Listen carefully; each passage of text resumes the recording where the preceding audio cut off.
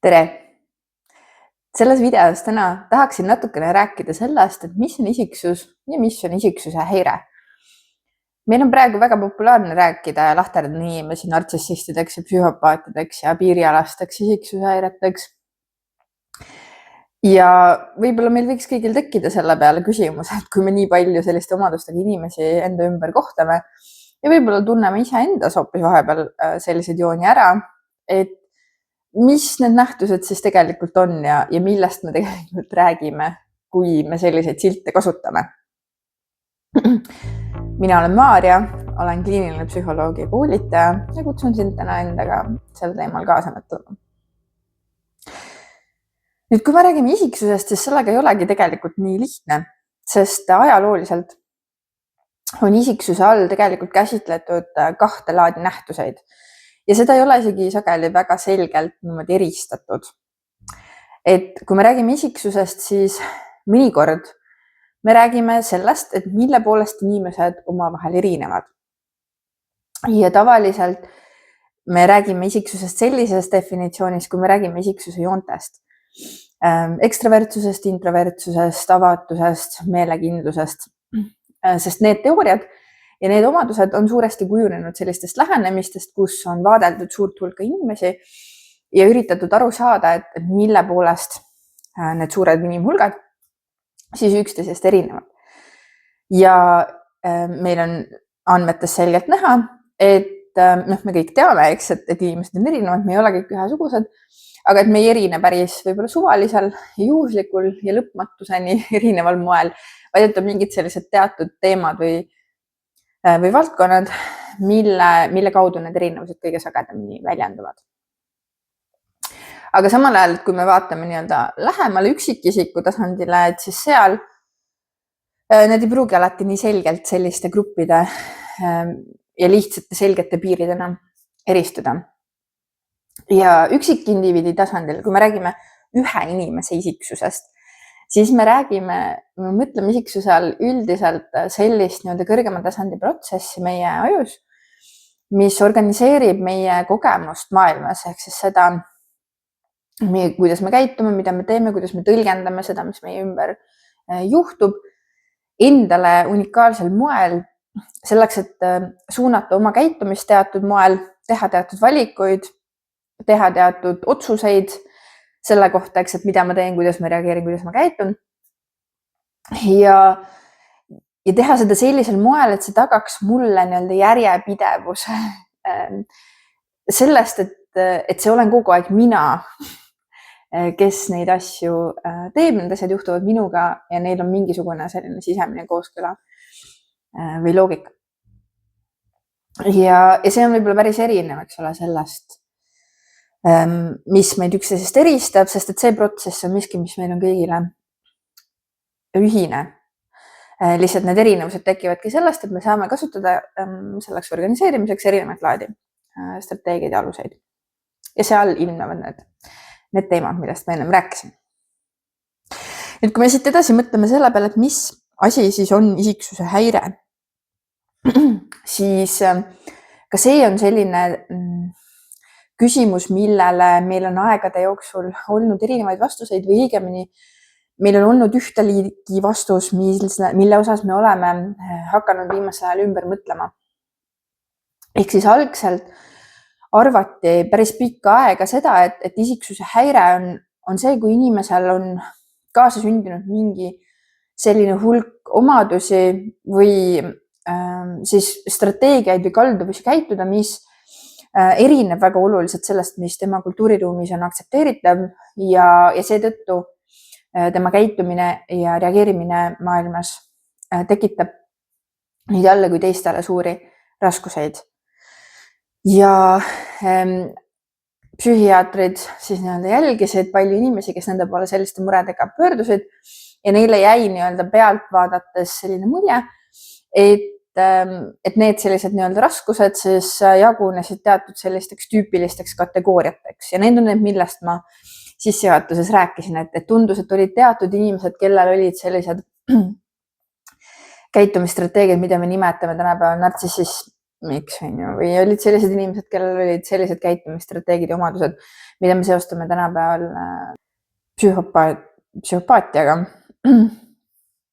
Ja see algne mõte oli see, et tõenäoliselt nad ongi sündinud selliste omadustega ja igalühel neist on siis teatud hulk neid nagu strateegiaid või iseloomulikke tunnuseid, mis neid iseloomustavad ja mis eristavad neid teistest või teistsuguse isiksushäirega inimestest.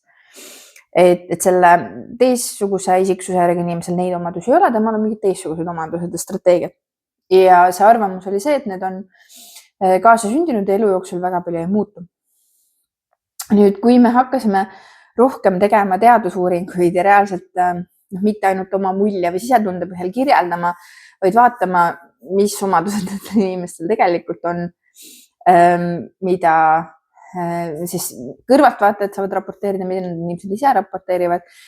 Et siis me tegelikult näeme seda, et meil tegelikult ei ole võimalik niimoodi kategoriaalselt inimesi eristada ja inimestel, kellel on sellised probleemid, mida me seostame isiksuse häirega, et isegi neil, kes justkui kuuluvad nendesse erinevatesse tüüpidesse, on rohkem ühist kui erinevat. Ja et meil sellised isiksuse häire tüüpe tegelikult ei tule kuskilt välja, kui me päriselt vaatame nende inimestele ja sellele, kuidas nad oma raskuseid kirjeldavad otsa. Ja mida me näeme tegelikult ongi see, et see põhituum probleem, mida me mõtleme isiksuse häire all, ongi seesama, et inimestel on raskuseid oma kogemuse organiseerimisel sellisel moel, et seal tekiks see järjepidevuse tunne, et mis iganes põhjusel. Ja seal võib olla erinevaid põhjuseid. Inimene ei suuda endale sellist strateegiat välja mõelda, mis talle selle tunde ja järjepidevuse tagaks. Ja see teine osa ongi see, et sageli need strateegiad, mida inimene kasutab, on mingil moel sellised nii-öelda äärmuslikumad, erinevamad, mitte sobilikud sellele keskkonnale või nende eesmärkide saavutamiseks, mida ta tegelikult tahaks. Ja lihtsalt jälle, et kuna me oleme erinevate omadustega sündinud, kasvanud, kujunenud, et siis ongi erinevatel inimestel lihtsalt erinevad strateegiad ja kui me väga kaugele välja vaatame, et siis me saame mingil moel jälle näha neid tendentse, et mõned inimesed kalduvad pigem teatud tüüpi strateegiate poole, teised kalduvad teist tüüpi strateegiate poole. Aga et seal on päris palju ühist ja et see raskus seal taga on tegelikult ühine. Lihtsalt see viis, kuidas inimesed üritavad selle raskusega toime tulla või seda lahendada, on erinev. Ja reeglina me mõtleme isiksuse häirest praegu nii, et see ei ole miski, mis on inimesele kaasa sündinud, vaid enamasti need sellised jäigad, mitte abistavad strateegiad on tegelikult nende selline õpitud viis toime tulla selles keskkonnas, kus nad on kasvanud. Ja enamasti me näeme selliste raskuste puhul, et inimesed on kasvanud sellises keskkonnas, mis ei ole toetanud neile sobival viisil nende arengut ja kasvamist. Ja see vahest võib olla seetõttu, et see keskkond on olnud päriselt pahatahtlik ja vägivaldne, aga teinekord ka täiesti tahtmatult. Kas lihtsalt teadmatuse või oskamatuse või mingil muul põhjusel ei ole inimene hästi kokku sobinud selle keskkonnaga, kus ta kasvas, et on õppinud seal mingisugused strateegiad selleks, et ellu jääda. Lihtsalt hiljem, kui ta läheb teistsugusesse keskkonda või kasvab suureks ja võib-olla valikuid ja võimalusi tekib juurde, et siis need lapsena ellujäämiseks vajalikud strateegiad lihtsalt ei toimi ja ei sobi enam. Ja inimestel tekivad teatud raskused siis nii-öelda enesejuhtimisega, selle stabiilse minapildi kujundamisega, aga ka teiste inimestega suhtlemisel ja koostöö tegemisel. Ja neid selliseid raskuseid, kui nad esinevad koos teatud määral, me siis nimetame, me käsitleme isiksuse häirena. Ja sinna kõrvale siis me saame kirjeldada isiksuse joonte kaudu seda, et tõesti mõned inimesed valivad pigem ühte tüüpi strateegiaid ja teised teistsuguseid strateegiaid.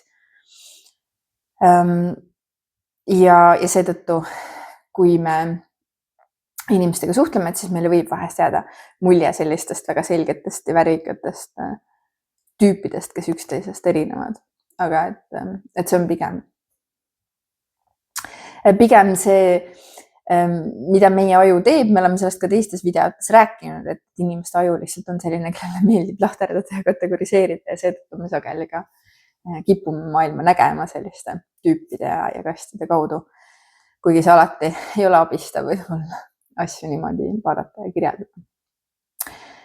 Loodan, et said siit mõned mõtted endale kaasa ja saad nendest probleemidest, raskustest ja strateegiatest edaspidi natukene avarama pilguga mõelda. Järgmiste koosmõtlemisteni!